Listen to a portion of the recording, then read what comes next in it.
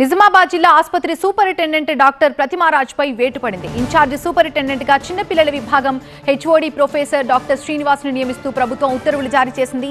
తన చేంబర్లోనే బర్త్డే వేడుకలు నిర్వహించుకున్నారు ప్రతిమారాజ్. ఈ క్రమంలో ప్రభుత్వం చర్యలు తీసుకుంది. ఆమెపై వేటు వేస్తూ ఆమె స్థానంలో డాక్టర్ శ్రీనివాస్ కి బాధ్యతలు అప్పగించింది. ఆమెపై ఉన్న ఇతర ఆరోపణలపై కూడా విచారణకి ఆదేశించింది ప్రభుత్వం.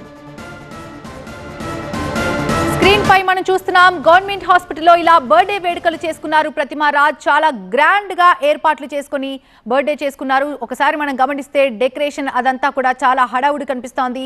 సిబ్బంది అంతా ఆమెకు విషెస్ చెప్తున్న విజువల్స్ కూడా ఒకసారి చూడొచ్చు.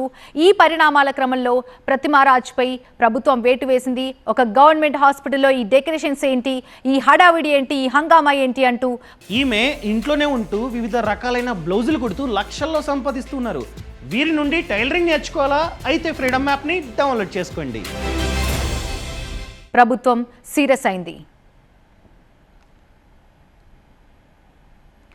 నిజామాబాద్ జిల్లా ఆసుపత్రి సూపరింటెండెంట్ డాక్టర్ ప్రతిమారాజ్ పై వేటు పడింది. ఇన్ఛార్జ్ సూపరింటెండెంట్ గా చిన్నపిల్లల విభాగం హెచ్ఓడి ప్రొఫెసర్ డాక్టర్ శ్రీనివాస్ ను నియమిస్తూ ప్రభుత్వం ఉత్తర్వులు జారీ చేసింది.